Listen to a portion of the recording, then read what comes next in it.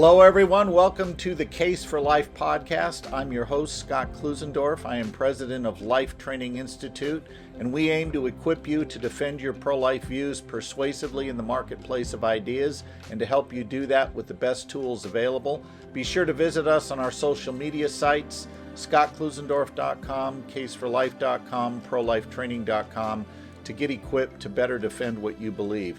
Today, I am very excited to have not only a friend, but someone I consider to be one of the best pro-life leaders in the world, and that is Kristen Polo of Protect Life Michigan. Kristen, welcome. Thank you so much for having me, Scott. Well, it's great to have you.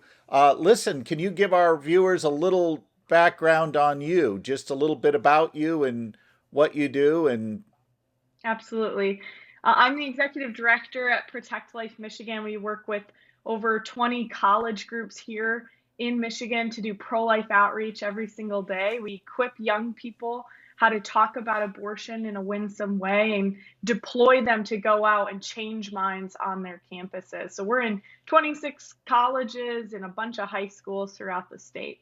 now, what's interesting, what our viewers may not know, is that you are in a deep blue state that recently voted to put abortion rights in the state constitution. And even in that dark environment, you're having an impact, which is one of the reasons why I really appreciate the work that you're doing with PLM.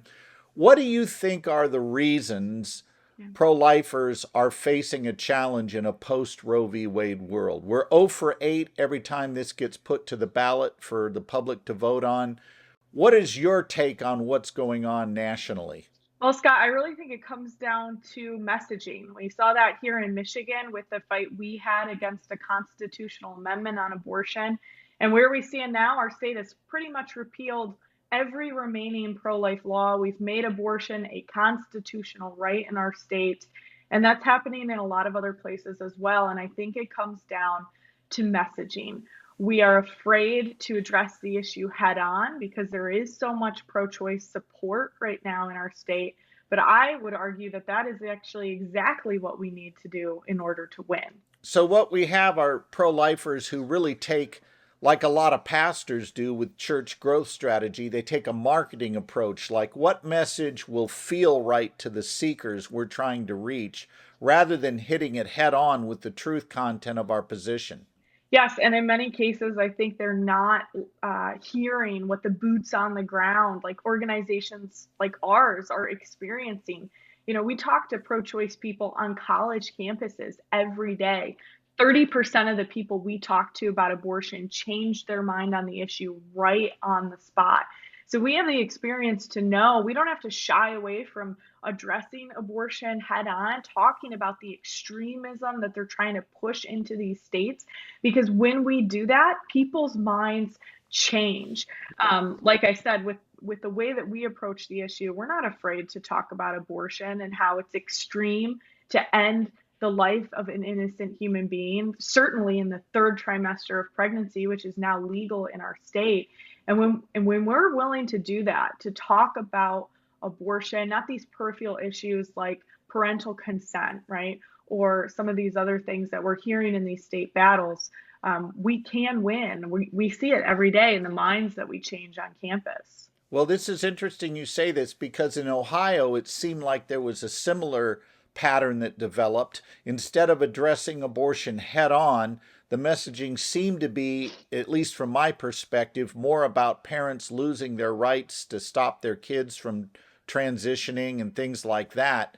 But there wasn't a full court press on showing what abortion is and talking about how it is a violation of human rights.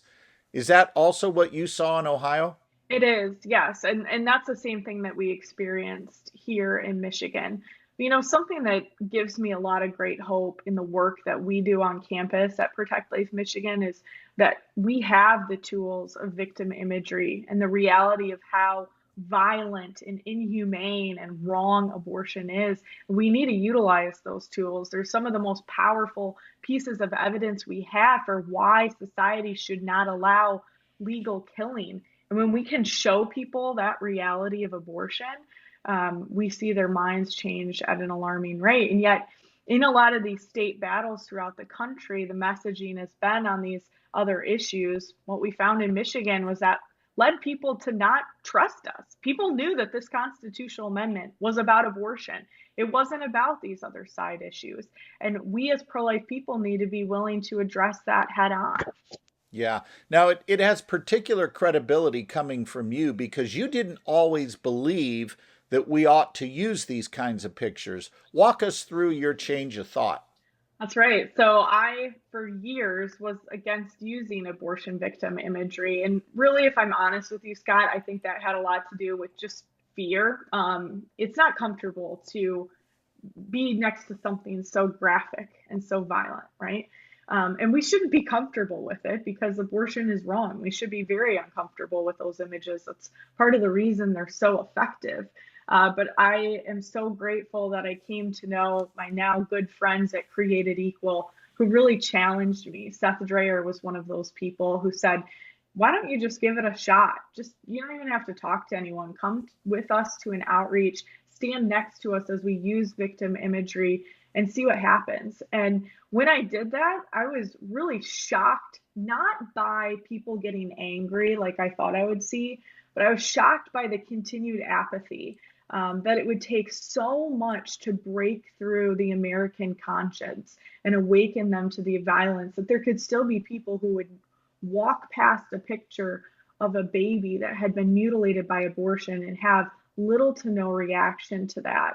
And I think that is further evidence that we need to use every tool we have to cut through the noise and the distractions to show the violence of abortion. But I after that began to start testing our methods. We would go out and do different displays on campus, and we began measuring how many people would get angry, how many would stop and talk, how many would change their mind. And hands down, we saw that the most powerful tool we had was abortion victim imagery. Now, you've got a way to test this objectively because your husband just happens to be a very crack wizard at stats and IT and putting together programs to measure that kind of thing. One of the powerful things that's coming of this and the work you're doing in your state with PLM is we no longer have to rely merely on anecdotal evidence. We will have objective, data-driven analysis that we can bring to convince a lot of people on our side who don't want to use the pictures, who are, I quite frankly think you're right, they're fearful of, oh, we're going to offend people, oh, they're not going to like us. I think the pro-life movement has got to get over this idea that we have to be liked. I think Greg Cunningham puts it well. Liked social reformers are seldom effective, and effective social reformers are seldom liked. Martin Luther King was not liked by the people who wanted to preserve segregation and racism. The prophet Jeremiah was not liked, but he was clear in his messaging. And what I hear you saying is we've got to move back to being clear on our messaging. And one of the things I want to ask you about is you have found a way to recruit and train students. And I know because I've mentored a few of them, I've never met students so bright as the ones you're getting. What's your secret? What are you doing to attract these college students and young adults that want to come work for you, delivering a message that the culture all around us wants to toss out, and yet you're successfully getting them into the game?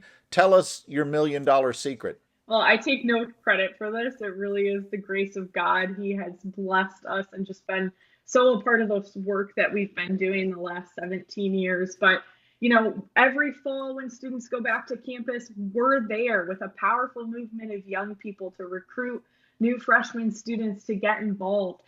Because we're out doing outreach on campuses every day, we have a very visible presence, and that helps recruit more young people to get involved. We try to do as many trainings as we can and present these experiences that change young people's lives, and we do them with excellence. And I think that has helped us grow this army of pro-life advocates as well. So if you're out there working hard and trying to do what you can with excellence and putting God first, I think he absolutely blesses that.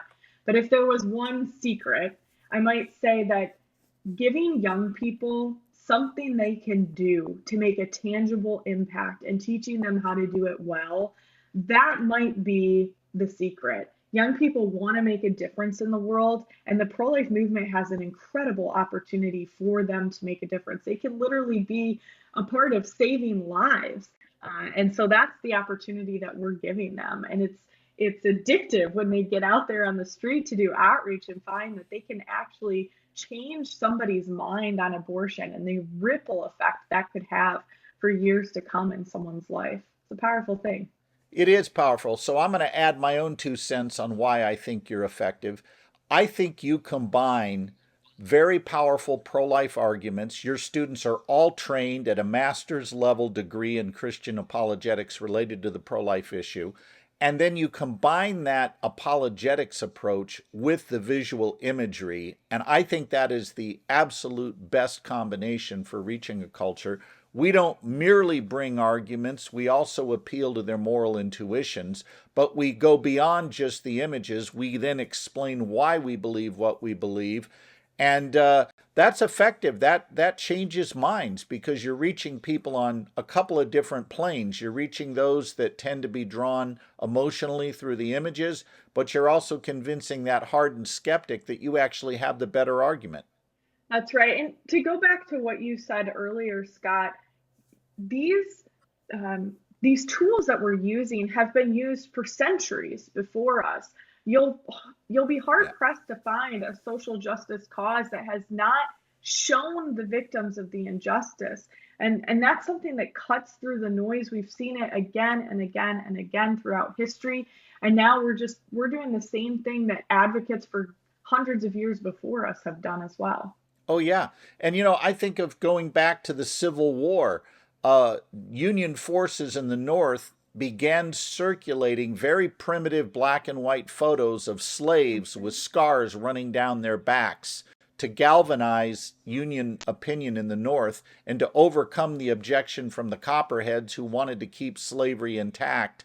And the images did what mere rhetoric alone could not do. And in fact, Frederick Douglass, the great abolitionist, was known to say to people like President Lincoln, Mr. President, our arguments are fantastic, but our nation needs more than the logic. It needs fire. It needs thunder. It needs to have its moral conscience reawakened. And that's what the images do for us in so many ways. And yet, it's very frustrating to me to work with some pro-lifers who want to join Planned Parenthood in covering up the very evil that these pro-life groups say they oppose. Since when has a social reform movement ever won by participating with its opponents in covering up the evil that we're trying to expose and deal with? This is just mind-boggling to me, but we've both seen this happen. It is. And they're not just trying to, I see a lot of pro life people and organizations that aren't just trying to cease use of abortion victim imagery, but they're even trying to cease addressing abortion head on in the language and the rhetoric that they're using.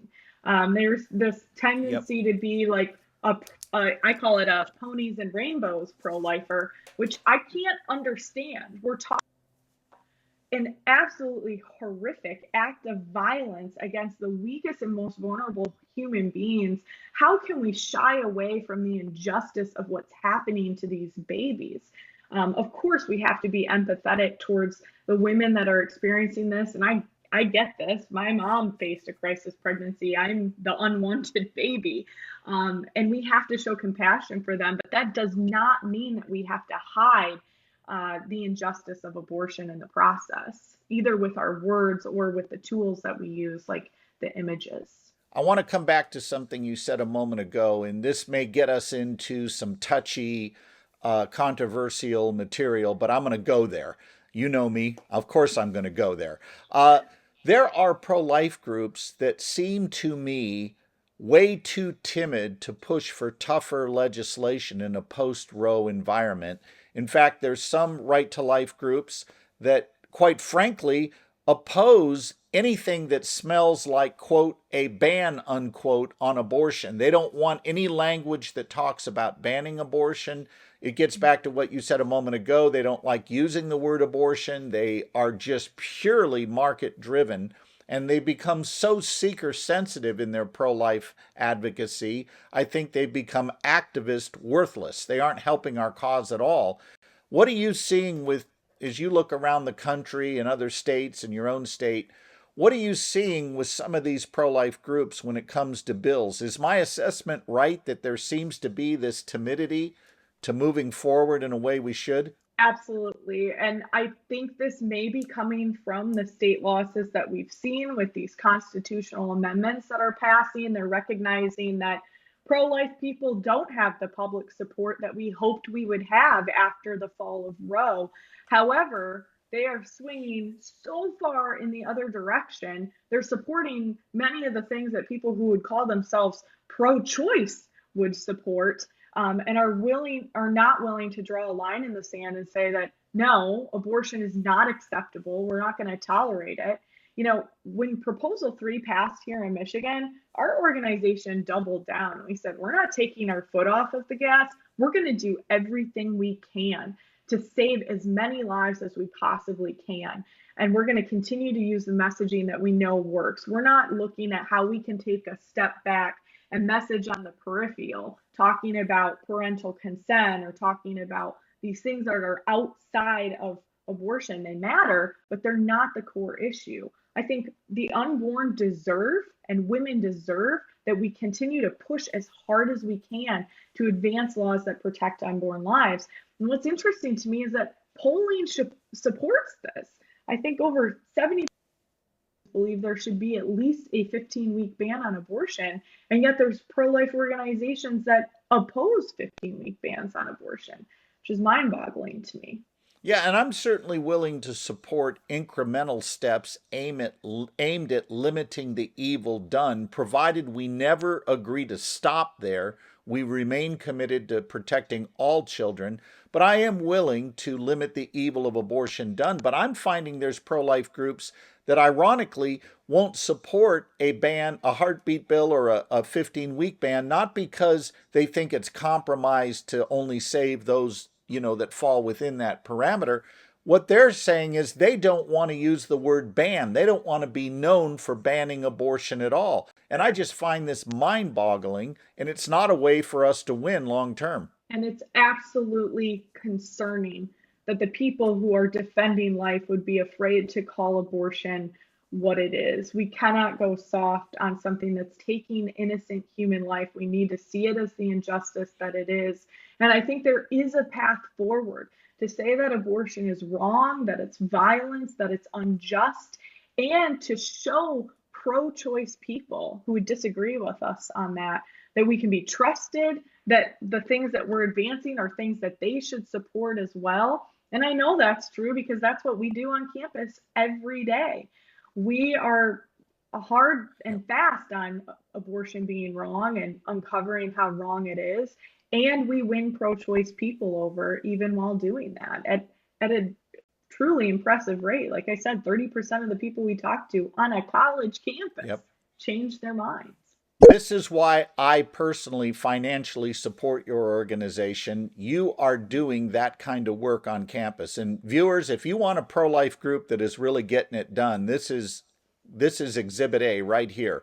They're in a hostile environment, but they don't shy away. They get out there, they engage at the worldview and idea level, and they do it with words and pictures. It's very effective. I have seen it firsthand. I've had the privilege of mentoring some of your students, and they are as bright as they come. And you are doing just phenomenal work. Thank you, Kristen. And I want to add one other thing for our viewers. We're going to put in our show notes a link to a video you've recently released on why you use visual imagery depicting abortion. It's a very powerful short clip. It's only about 7 to 8 minutes long, and it will really make the case as to why we've got to be using abortion victim imagery, even when some pro-lifers say, no, we ought not be doing that. I want to ask you to respond to one objection we do get on visuals and just how you would approach this. There was a leader of a major pro-life pregnancy center movement that once said to me, by showing those pictures, you are damaging women and you're pushing them away from the gospel because you're just compounding their guilt and you're just digging in and making it impossible for them to find healing. And a loving God would never do that to people. What you're doing is actually anti-gospel, anti-grace. How would you respond to a Christian who thinks that way? It pains me to hear that because I hear the hurt in those words and know that what she's been through was an injustice, not just against her child, but against her as well. And this is something that we do hear on occasion. And I think the first thing that people need to know is the way that we use abortion victim imagery matters. We shouldn't be there to use it as a weapon against women who have had abortions. In fact, we want to be a vehicle for healing and peace. And that's a lot of what we see on the sidewalk. I think that can we really understand the decisions that we've made and heal from them when they've been wrong if we don't understand what we've actually done? We are uncovering what abortion is. And for many women who have had abortions that I've personally talked to on the sidewalk, they've said, I didn't know, but now that I know, I can deal with this. And we're there not just showing pictures, but with dialogue, loving dialogue, and the truth that Christ can forgive every single transgression, every sin. And I've been blessed to be a part of many healing conversations from that. But the way that we use the images does matter. We should be there with truth, but also with love to help people who have been through these experiences themselves. So you're combining gospel, pictures, and apologetics. It seems to me you've got the Holy Trinity right there. That's perfect. That's exactly how we ought to be doing pro-life apologetics, and I applaud you for doing it. Kristen, how can people get in touch with you? If you are interested in learning more about Protect Life Michigan, I hope you'll go to our website, protectlifemi.org. You can find us on social media. We share a lot of outreach footage. You can actually see how we are out there changing people's minds every day. Again, that's protectlifemi.org. And we are going to put in our show notes the link to your video, and we'll get your website in there as well. Listen, thank you for taking a few minutes to join me as you get ready for yet another busy day. You are doing phenomenal work, and I'm proud to call you a friend and ally. And I can think back to when I was 15 years old, Right to Life office, watching one of your trainings for the first time and just having my heart set on fire to defend the unborn. So it's an honor to be able to be on your podcast today. Thank you for everything you've done for me over the years. All right, men and women, thank you for joining us today. It was a joy to have one of my colleagues and someone I think is just doing phenomenal work, Kristen Polo, with us. Be sure to visit her show notes link that we're going to include, and we'll look forward to seeing you next time on the Case for Life podcast.